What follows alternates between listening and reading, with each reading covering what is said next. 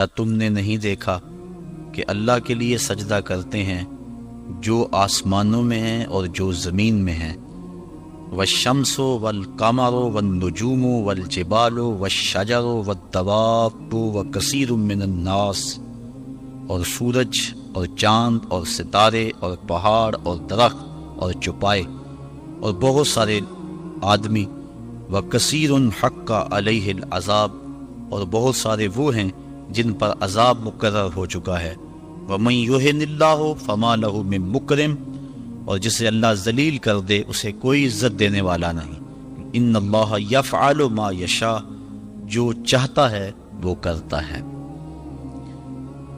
کائنات کا ایک ایک ذرہ اس کے حضور سجدہ ریز ہے، طوعا و کرہن، چاہتے ہوئے بھی اور کچھ نہ چاہتے ہوئے بھی۔ سجدہ کیا ہے؟ حضرت امام راغب اصفہانی مفردات قرآن میں بیان کرتے ہیں،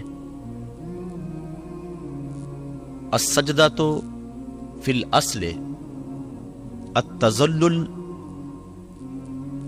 سجدہ اصل میں جھکنے کو کہتے ہیں، لیکن شریعت اسلامیہ کی اصطلاح میں وضع الجبہہ بقصد العبادہ، عبادت کی نیت سے پیشانی کو رکھ دینا سجدہ کہلاتا ہے۔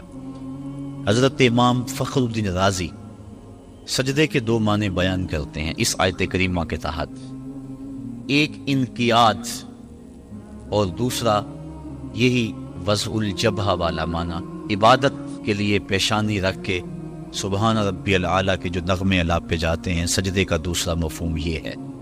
انقیاد کا معنی یہ ہے کہ پوری کائنات اللہ کے حکم کی پابند ہے، انسان کو اس نے اختیار دے رکھا ہے، باقی کائنات کا ایک ایک ذرہ جو ہے وہ جو کہتا ہے وہی کرتا ہے۔ انسانوں میں سے بہت سارے لوگ اس کے حکم کے پابند ہیں، اور کچھ لوگ ایسے ہیں کہ جو اس کے حکم کی دنیا پہ پرواہ نہیں کرتے۔ کل قیامت کے دن پتہ چلے گا کہ ہم نے مالک کی نافرمانی کر کے کتنی بڑی رسوائی کمائی اور کتنی بڑی ذلت میں مبتلا ہوئے۔ ارشاد فرمایا جو کچھ آسمانوں میں ہے اور جو کچھ زمین میں ہے، والشمس والقمر، اور سورج بھی اللہ کو سجدہ کرتا ہے۔ علماء کہتے ہیں یہ سورج جب طلوع ہوتا ہے تو سجدے سے اٹھتا ہے، اور جب وہ استوا تک درمیان تک آتا ہے تو یہ قیام میں لیتا ہے، اور جب وہ دوبارہ مائل بغروب ہوتا ہے تو یہ رکوع میں ہوتا ہے، اور جب غروب ہوتا ہے تو سجدے میں ہوتا ہے۔ ایک حدیث کے لفظ بھی ہیں کہ سورج جب ڈوبتا ہے تو عرش الہی کے نیچے سجدہ ریز ہوتا ہے۔ کائنات کی ہر شے اس کی عبادت میں ہے، ہر شخص ہر شے کا انداز عبادت اپنا ہے۔ درخت قیام میں ہے، چوپائے رکوع میں ہیں، مینڈک اور اس قبیل کے دوسرے جانور تشہد میں ہیں، اور حشرات الارض سجدے میں ہیں۔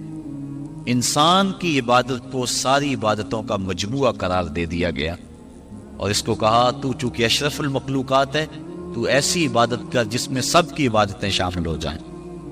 درختوں کی طرح تیری عبادت میں قیام بھی ہو، چوپایوں کی طرح تیری عبادت میں رکوع بھی ہو، اور مینڈکوں کی طرح تیری عبادت میں تشہد بھی ہو، اور حشرات الارض کی طرح تیری عبادت کے اندر سجدے بھی ہوں۔ سجدہ انتہائی ذلت ہے، اس سے بڑھ کر ذلت دنیا کے اندر نہیں ہو سکتی۔ عالم رنگ و بو میں سب سے بڑی ذلت سجدے میں ہے۔ انسان کے اشرف اعضاء سر میں ہیں، دیکھنے کی قوت آنکھیں سر میں، بولنے کی قوت زبان سر میں، سننے کی قوت کان سر میں، سونگنے کی قوت ناک سر میں، سوچنے کی قوت دماغ سر میں، اور یہ سر مالک کی چوکھٹ پہ دھرا ہوا ہے۔ پیشانی بھی رگڑی جا رہی ہے اور ناک بھی رگڑا جا رہا ہے، اور زبان سے کیا کہہ رہا ہے؟ سبحان ربی الاعلی، مولا دیکھ مجھ سے بڑے ذلت میں کے درجے میں کوئی نہیں ہے اور تجھ سے اعلیٰ کوئی نہیں ہے۔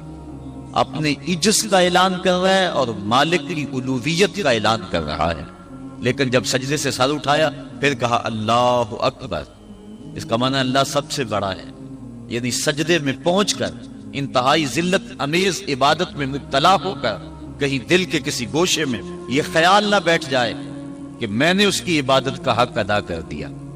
کہا سر اٹھا تو کہ اللہ اکبر، مولا تو بہت بڑا ہے، تو اتنا بڑا ہے کہ میری عبادتیں تیری بڑائی کو خراج پیش نہیں کر سکتی، اس لیے میں سجدے میں جھک کے بھی کہہ رہا ہوں کہ تیری عبادتوں کا حق مجھ سے ادا نہیں ہو سکتا.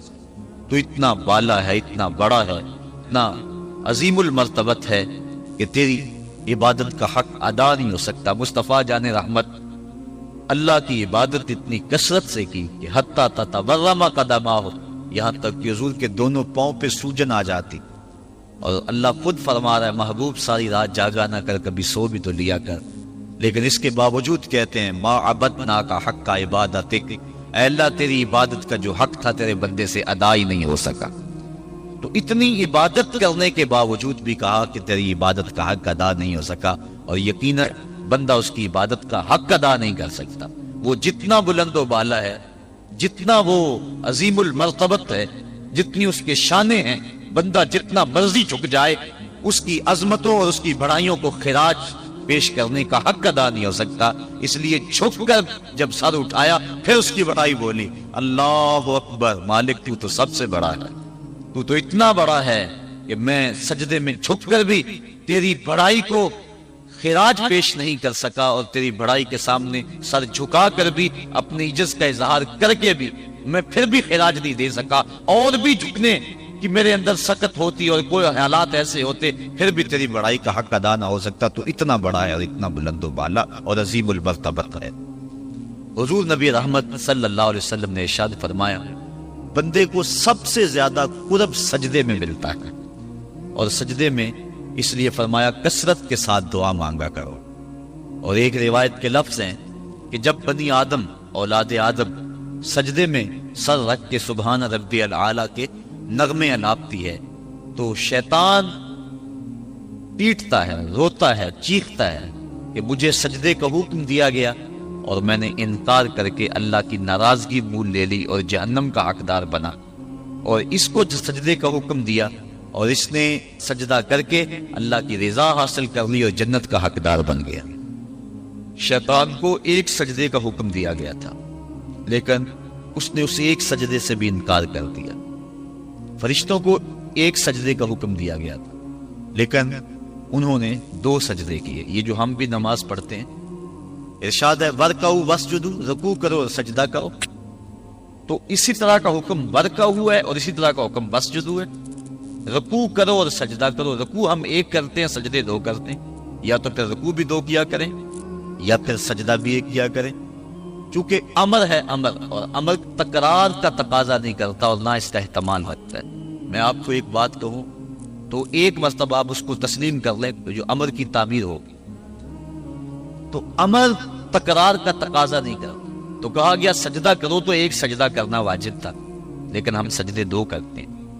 تو علماء کہتے ہیں کہ جب فرشتوں نے سجدے میں پیشانی رکھی اور سبحان ربی العالی کے نغمے الاپے اور سجدے سے سر اٹھایا، دیکھا کہ ایک اکڑا کھڑا ہے، پھر دوبارہ سجدے میں سر رکھ کے سبحان ربی العالی کہنا شروع کر دیا، میرے مالک تیرا شکر تو نے ہمیں سجدے کی توفیق عطا فرما دی. اس لیے سجدے 2 ہو گئے اور رکوع 1 رہا. سجدہ انتہائی ذلت ہے اور عبادت کا انتہائی درجہ ہے. سجدے میں سر رکھ کے جو دعا مانگی جائے اللہ اس دعا کو رد نہیں کرتا. شیطان نے اللہ کے روبرو اس کی عزت کی قسم کھا کے کہا مجھے تیری عزت و جلالت کی قسم، میں تیرے بندوں کو تیرے تک نہیں پہنچنے دوں گا. ان کے دائیں سے آؤں گا، ان کے بائیں سے آؤں گا، ان کے آگے سے آؤں گا، ان کے پیچھے سے آؤں گا، ان کی چاروں سمتیں گھیر دوں گا اور ان کو تیرے تک نہیں پہنچنے دوں گا. حضور فرمایا ظالم 2 رستے بھول گیا. کوئی بندہ سجدے میں پیشانی رکھ کے اس کو پکارتا ہے تو مالک اس کو بھی رستہ عطا فرما دیتا ہے، اور کوئی ہاتھ اٹھا کے دعا مانگتا ہے تو مالک اس کی بھی رد نہیں فرماتا. بلکہ حدیث کے لفظ ان ربکم حیی کریم یستحیی من عبدہ اذا رفع یدیہ ان یردہما صفرا. تمہارا رب سخی بھی ہے، زندہ بھی ہے، کریم بھی ہے. بندے جب اس کے سامنے ہاتھ پھیلا کے دعا مانگتے ہیں اللہ فرماتا ہے مجھے شرم آتی ہے ان کے اٹھے ہوئے ہاتھوں کو خالی کیسے موڑ دو. تو بندے اس کے حضور جب مانگیں، مطالبہ کریں تو مالک بندوں کی دعاؤں کو قبول کرتا ہے۔ تو یہ دو راستے کھلے ہوئے ہیں، ہاتھ اٹھا کے دعا مانگیں یا سجدے میں سر جھکا کے دعا مانگیں، تو مالک اپنے بندوں کی دعا کو قبول فرماتا ہے، شرف قبولیت بخشتا ہے۔ سجدہ بندگی کا اظہار ہے، اور انسان جتنے مرضی مرتبہ کمال پہ پہنچ جائے اس کے لیے اعزاز یہ ہے کہ وہ بندہ ہو۔ حضور معراج کی قربت خاص میں جب پہنچے اور مالک نے اپنے محبوب سے پوچھا، بما اشرفک یا احمد، پیارے بتا تجھے کس چیز سے نوازا جائے، تو اس قرب خاص میں محبوب نے کیا انتخاب کیا اور کس چیز کا مطالبہ کیا؟ حضرت امام غازی نے لکھا، اور بھی علماء نے ملا جیون تفسیرات احمدیہ میں لکھتے ہیں کہ حضور نبی رحمت صلی اللہ علیہ وسلم نے اس قرب خاص میں اللہ کی بارگاہ میں عرض کی، بنسبتی الیک شرفنی بالعبودیہ، اے اللہ ساری زندگی سجدوں میں پیشانی رکھ کے میں کہتا رہا ہوں کہ تو میرا اللہ ہے، آج تو بھی تو کہہ دے کہ تو میرا بندہ ہے، تو مجھے بندہ کہہ کے پکار دے۔ بندگی میں جو مزہ ہے بندے کے لیے اس سے بڑا اور کوئی اعزاز ہو ہی نہیں سکتا۔ حضرت غوث اعظم شیخ عبد القادر جیلانی رحمۃ اللہ تعالی علیہ فرماتے ہیں کہ ولایت میں سب سے کمال مرتبہ جو بندے کو نصیب ہوتا ہے وہ مقام بندگی ہے۔ بندگی وہ دولت ہے کہ جو بندے کو کائنات کی قوتوں کے سامنے سینہ سپر ہونے کی قوت دیتی۔ جب خدا کے سامنے بندہ جھک جاتا ہے تو پھر کسی اور کے آگے نہیں جھکتا۔ یہ درس ہے توحید کا، یہ سبق ہے سجدے کا۔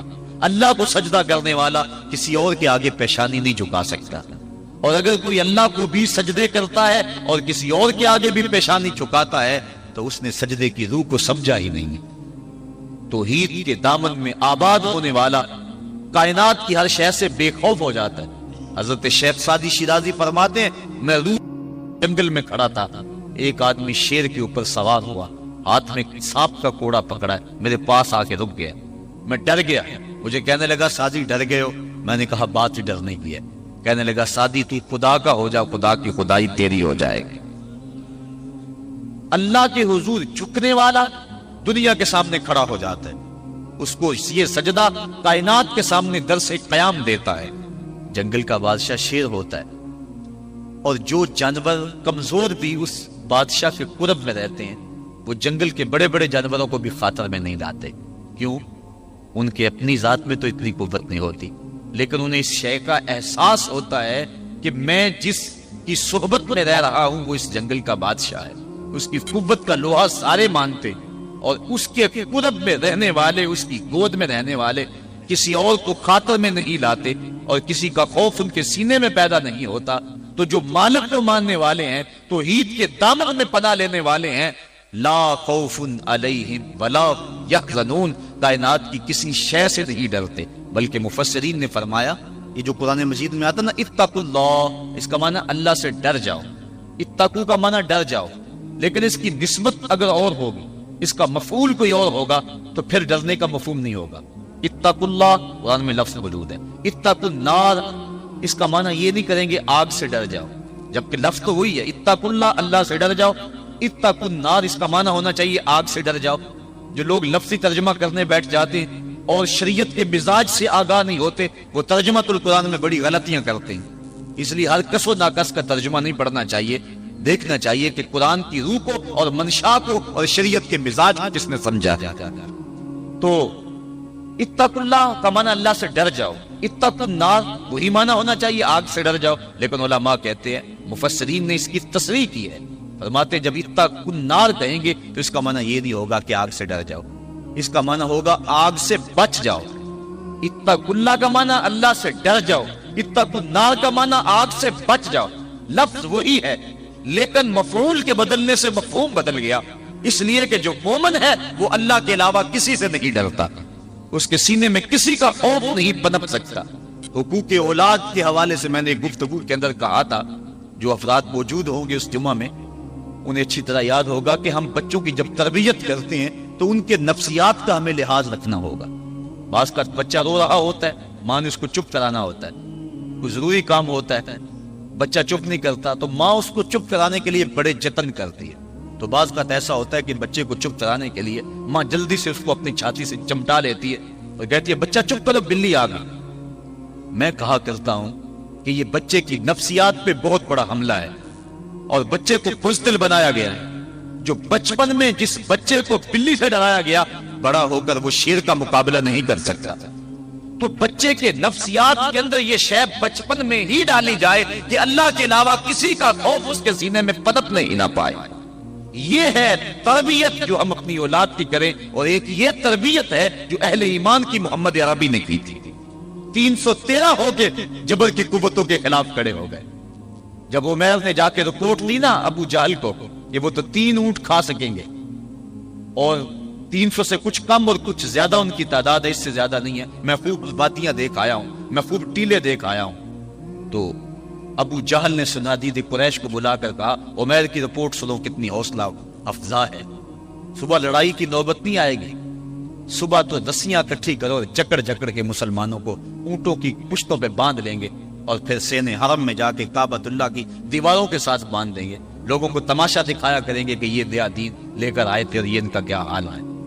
جب اس نے رعونت پڑے اتنی زبان سے اس کی جملے نکالے تو عمیر جو سارا منظر اپنی آنکھوں سے دیکھ کر آیا تھا، ابن حشام میں لفظ موجود ہیں، اس نے کہا وَلَٰكِنْ رَأَيْتُ يَا مَعْشَرَ قُرَيْشٍ الْبَلَايَا تَحْمِلُ الْمَنَايَا. اے قریش کے سرداروں اتنے بھی تکبر میں نہ آؤ، میں اپنی ان آنکھوں سے دیکھ کر آیا ہوں کہ یثرب کی اونٹنیاں اپنی پشتوں پہ نری موتیں اٹھا کے لے آئی ہیں. ان کے بدن پہ چیتڑے ہیں، ان کے پیٹ کمر سے لگے ہوئے ہیں، لیکن وہ زخمی سانپوں کی طرح پیچ و تاب کھا رہے ہیں. کل ان میں سے کوئی نہیں مرے گا جب تک تم میں سے ایک ایک کو لڑ نہیں جاتا. تم تو یہ کہتے ہو رسیاں اکٹھی کرو، میرا مشورہ مانتے ہو تو رات کے اندھیرے میں بھاگ سکتے ہو تو بھاگ جاؤ. اس قوم سے لڑنا تمہارے بس کا روگ نہیں ہے جو مرنے کے لیے آئی ہے. اتنی بڑی قوت کو دیکھ کر ان کے سینے میں خوف پیدا نہیں ہوا، بلکہ آپ جانتے ہیں بدر کی تاریخ گواہ ہے کہ 2 گھوڑے تھے. ایک روایت میں صرف ایک گھوڑا تھا، 6 زرہیں تھی، 8 تلواریں تھیں، 70 اونٹ تھے. اور جن کے پاس تلواریں دی تو انہوں نے کھجوروں کے ڈنڈے توڑ لیے اور ہواؤں میں لہرانے شروع کر دیے. جب یہ ملکوتی قافلہ مدینے سے باہر نکل رہا تھا، دکانوں پہ یہودی عیسائی بیٹھے تھے. انہوں نے کہا مسلمانوں کس بل بوتے پہ جا رہے ہو، کس برتے پہ جا رہے ہو، کون سا آسرا ہے تمہارا؟ آلات حرب و ضرب تو تمہارے پاس موجود نہیں. اتنی بڑی قوت سے ٹکرانے جا رہے ہو جو کیل کانٹے سے اور اسلحے سے آلات حرب و ضرب سے لیس ہو کے آئی ہے. تم مقابلہ کیسے کر پاؤ گے؟ کس بل بوتے پہ جا رہے ہو؟ حضور کملی اوڑے ساتھ ساتھ چل رہے تھے. صحابہ نے اشارہ کر کے کہا نہ تیغ و تیر پر تکیا، نہ خنجر پر، نہ بالے پر، بھروسہ ہے تو اس سادی سی کالی کملی والے پر.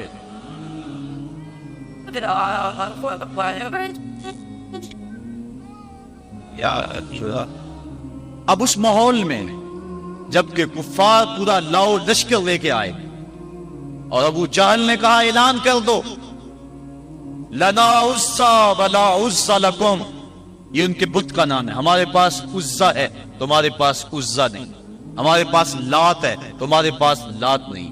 ہمارے پاس منات ہے، تمہارے پاس منات نہیں. ہمارے 360 خدا اور تمہارا ایک خدا، مقابلے دے دے. اس نے کہا کھڑے ہو کے اونچی جگہ پہ کہا اپنے نقیب کو اعلان کرو لنا عزا ولا عزا لکم. حضور کے کانوں میں آواز پڑی، فرمایا علی تم بھی اونچے ٹیلے پہ کھڑے ہو جاؤ اور تم ان کو جواب میں کہو اللہ مولانا ولا مولا لکم، اللہ ہمارا مولا ہے، تمہارا مولا کوئی نہیں ہے. اور پھر حضور نے سجدے میں سر رکھ دیا. سجدہ اتنی بڑی قوت ہے، ہزاروں ایٹم بمبوں کے اندر وہ قوت نہیں ہے جو سجدے کے اندر طاقت رکھ دی. آج دنیا سے ہم ڈر رہے ہیں اس لیے کہ ہمارے سجدے چھن گئے ہیں، ہمارے سجدوں کی آبرو چھن گئی ہے، ہمارے سجدوں میں وہ حرارت اور گرمی نہیں رہی، وہ رقت اور وہ نرمی نہیں رہی. بدر کا میدان ہے، 1000 کا لشکر جرار مقابلے میں ہے اور وہ پورے لاؤ لشکر کے ساتھ ناز و تفاخر کے اندر مسلمانوں کو ملیا میٹ کر دینے کے جذبوں سے تانت پیس رہے ہیں کہ آج مسلمانوں کو کچا چبا دیں گے. مسلمانوں کے ساتھ پاس صرف 8 تلواریں اور ان کے بطن میں کھانے کے لیے کچھ نہیں. جس کھجور کو چوس کے روزہ رکھتے ہیں اسی کھجور کو چوس کے روزہ افطار کرتے ہیں. یہ حالت مسلمانوں کی، بدن پہ چیتڑے لگے ہوئے کپڑے ہیں، عجیب حالت ہے. پھر کون سا آسرا تھا جو مسلمانوں کے کام آیا؟ مصطفیٰ کریم نے مسجد عریش میں سجدے میں پیشانی جھکا دی حضرت ابو بکر صدیق رضی اللہ تعالیٰ عنہ فرماتے ہیں میں حضور کے ساتھ تھا، ساری رات مصطفیٰ روتے رہے، آنکھوں میں آنسو ہیں، حضور کی چادر سر انور سے سرک کے حضور کے کندھوں پہ آ جاتی، پھر کندھوں سے پشت پہ آ جاتی، میں اٹھا کے حضور علیہ السلام کے سر پہ رکھتا اور کہتا حضور بس کرو۔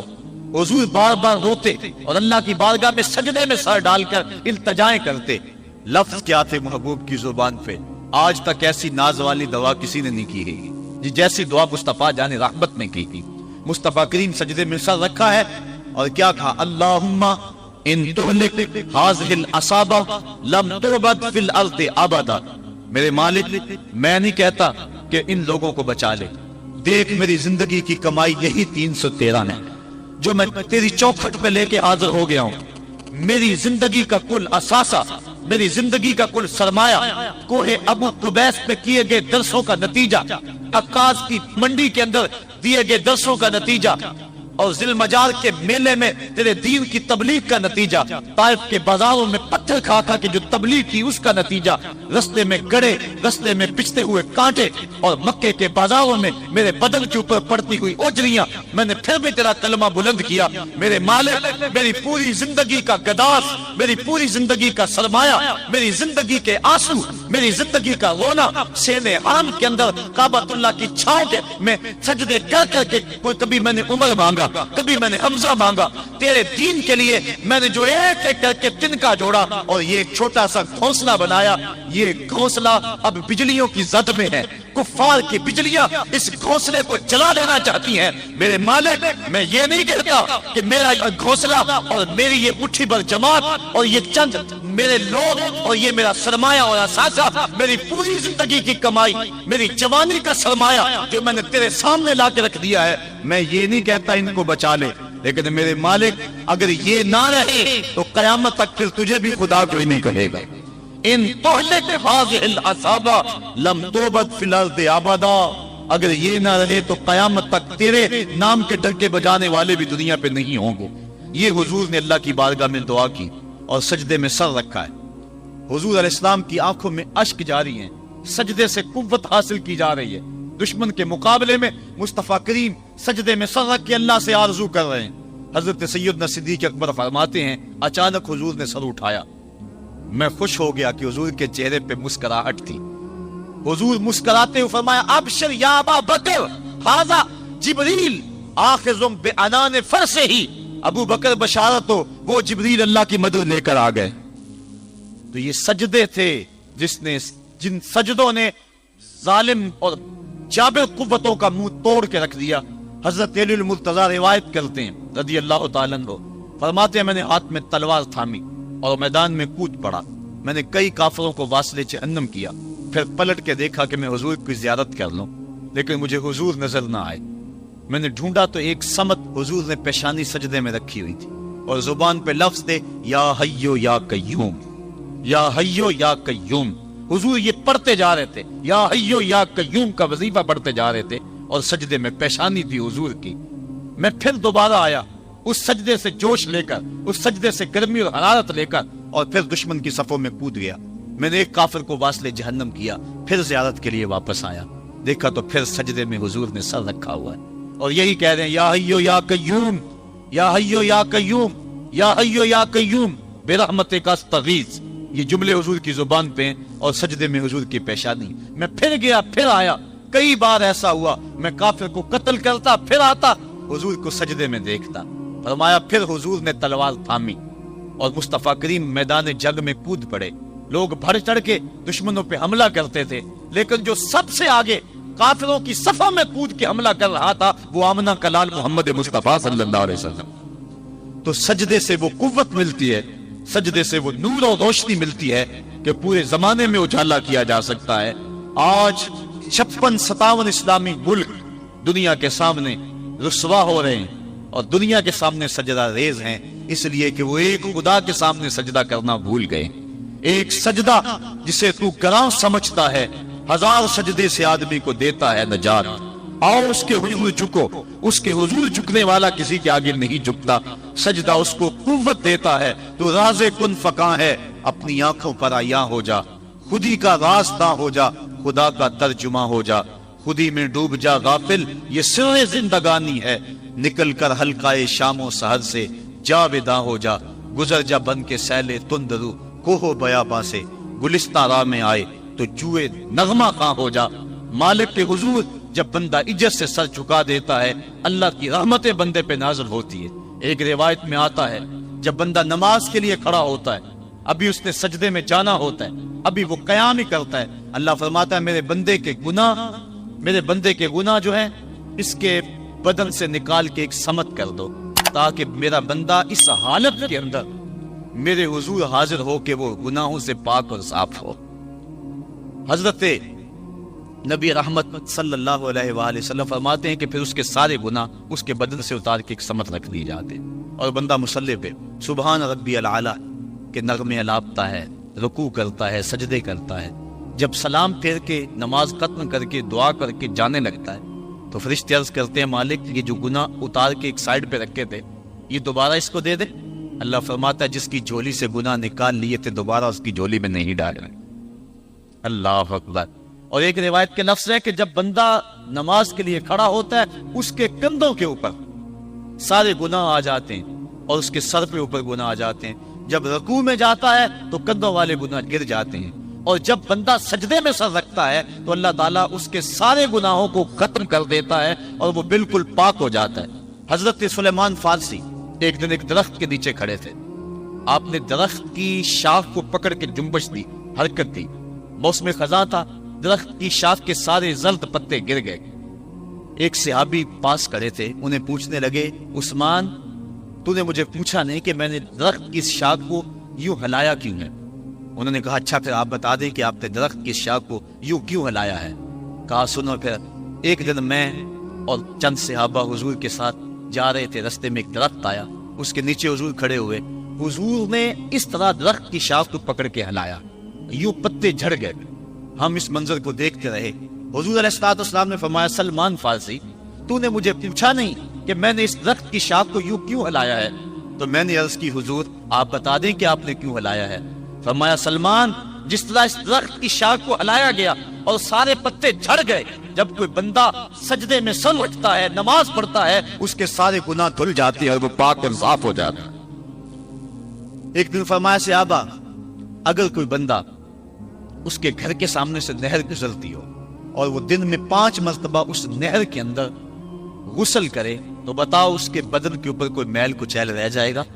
عرض کی نہیں۔ فرمایا اس طرح جو 5 نمازیں پڑھتا ہے اس کے بدن کے اوپر گناہوں کا میل نہیں رہتا۔ فرمایا الصلاۃ معراج المومنین، نماز مومنوں کا معراج ہے۔ عماد الدین الصلاۃ، نماز دین کا ستون ہے۔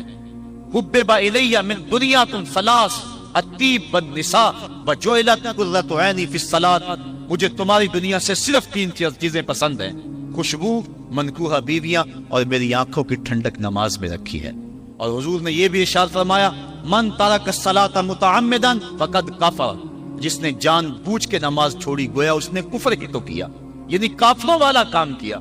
حضرت امام فخر الدین رازی نے تفسیر کبیر میں لکھا حافظوا علی الصلوات والصلاۃ الوسطی، اس آیت کریمہ کے تحت ایک عورت مدینے کی گلیوں میں چیخ رہی ہے اور کہنے لگی مجھے حضور کے در کا پتہ بتاؤ۔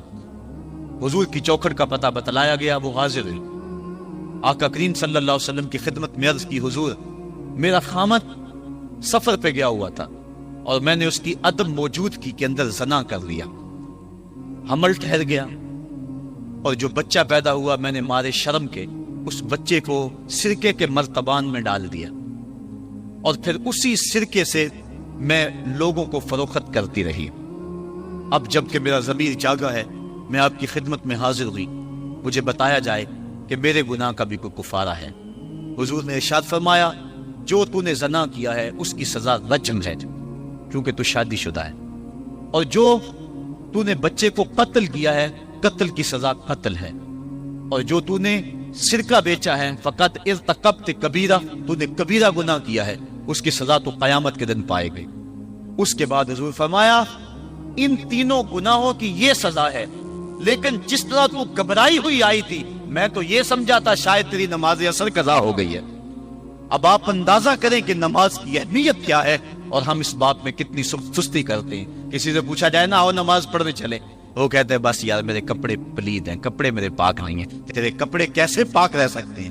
تو اللہ کے حضور جھکنا نہیں جانتا، تیرے کپڑے بھی پلید ہیں، تیرا دل بھی پلید ہے، تو اس کے حضور جھک کے تو دیکھ، تن بھی ستھرا کر دے گا، تیری روح کو بھی پاکی دے دے گا، تیرے قلب کو بھی طہارت بخش دے۔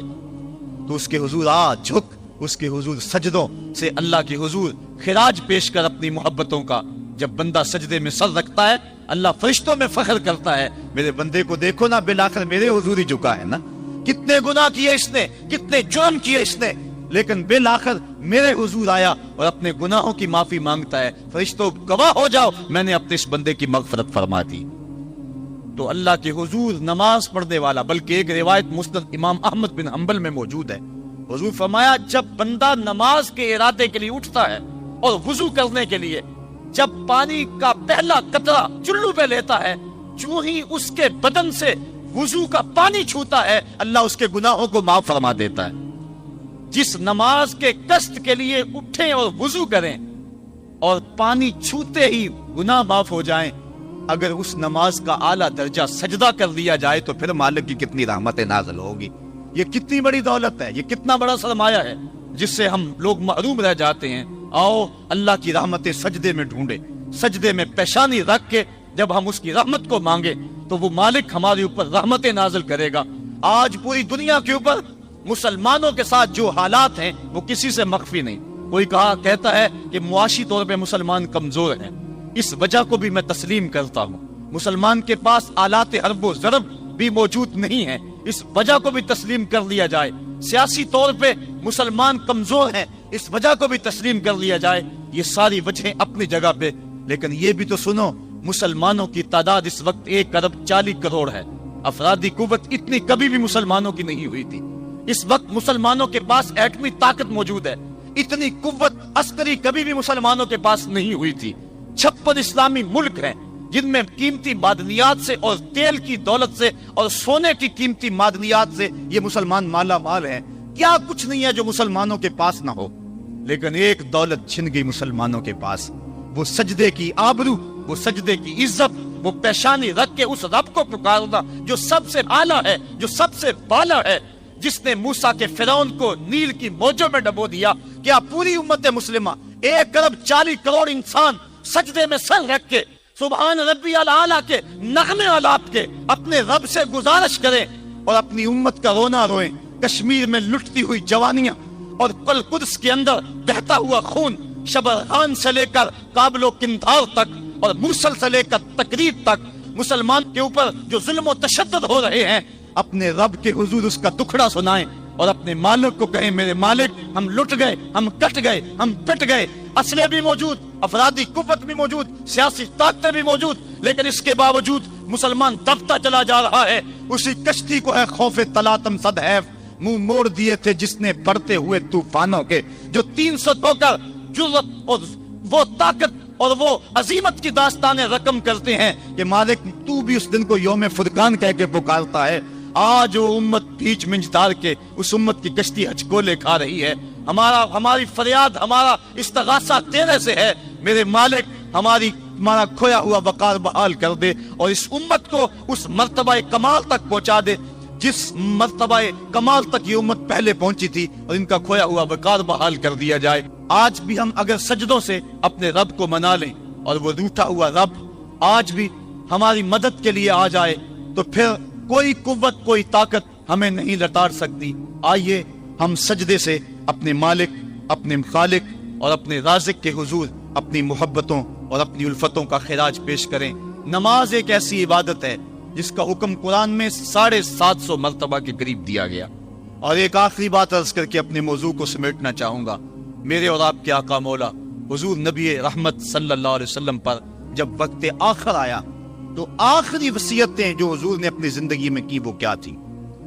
2 وصیتیں تھی حضور کی آخری، جب حضور ایام مرض میں تھے، اور آخری وصیتیں اس کے بعد حضور نے کوئی کلام نہیں کیا، وہ یہی تھا الصلاۃ الصلاۃ الصلاۃ الصلاۃ۔ لوگوں میں تمہیں نماز کی تاکید کرتا ہوں، میں نماز کی تاکید کرتا ہوں۔ اور دوسرا فرمایا جو تمہاری ملک میں تمہارے غلام اور تمہاری لونڈیاں ہیں ان کے ساتھ حسن سلوک کی تاکید کرتا ہوں۔ یہ آخری 2 باتیں تھی جو حضور نے ارشاد کی، حقوق اللہ کے حوالے سے نماز اور حقوق العباد کے حوالے سے حضور نے کمزوروں کے حق ان تک پہنچانے کی تاکید امت کو دی، اور اس کے بعد پھر حضور انتقال کر گئے۔ آئیے ہم سجدوں سے اپنے رب کو راضی رکھیں۔ اللہ مجھے آپ کو توفیق عمل عطا فرمائے۔